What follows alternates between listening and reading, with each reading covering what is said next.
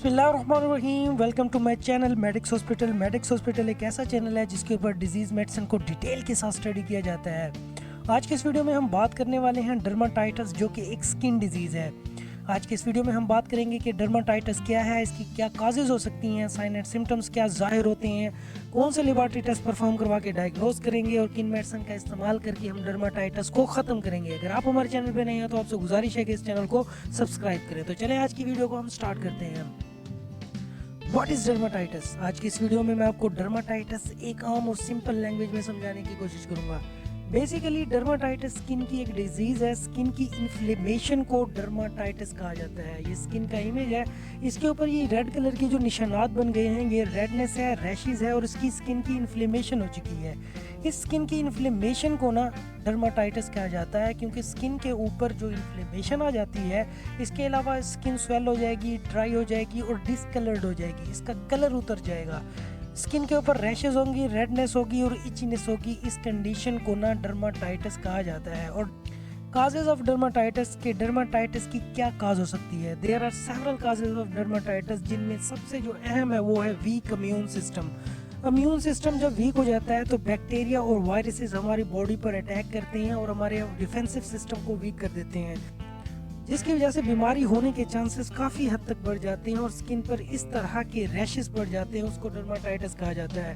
इसके अलावा genetic factor भी हो सकता है कि आपकी फैमिली में से अगर किसी को ये डिजीज़ हो तो वो आपको हो सकती है। Environmental factor, MA, smoking, alcohol का कंज्यूम करना, पुअर स्लीप, डिप्रेशन, एंजाइटी की वजह से भी हो सकता है। डिप्रेशन, एंजाइटी की वजह से इस तरह से कि हमारे जो हिस्टामिन का लेवल है वो इंक्रीज़ हो जाता है, जो कि स्किन के ऊपर एलर्जी काज कर सकता है। इसके अलावा एस्थमा और एलर्जिक पार्टिकल्स भी डर्माटाइटिस काज कर सकते हैं। ये कुछ मेजर काजेस थे डर्माटाइटिस के। हमारा एक और चैनल है जिसका नाम है हेल्थ फास्टर, उसके ऊपर वेजिटेबल्स, फ्रूट को डिस्कस किया जाता है।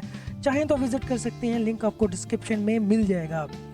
अब हम बात करते हैं sign and symptoms of dermatitis के। डर्माटाइटिस के बॉडी के ऊपर क्या साइन एंड सिम्टम्स जाहिर होते हैं? There are several sign and symptoms of dermatitis. इसके बहुत सारे साइन और सिम्टम्स जाहिर होते हैं, जिसमें इचीनेस होगी, रेडनेस होगी, रैशेस होंगे, स्किन ड्राई हो जाएगी। इसके अलावा स्किन के ऊपर इन्फ्लेमेशन आ सकती है। इसके अलावा सर्कल्स बन सकते हैं।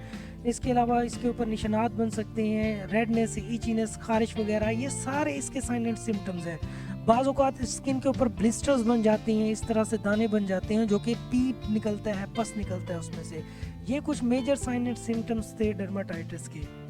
अब हम बात करते हैं ट्रीटमेंट ऑप्शन के बारे में कि किन मेडिसिन का इस्तेमाल करके हम इसके साइन एंड सिम्टम्स और काज को ख़त्म कर सकते हैं।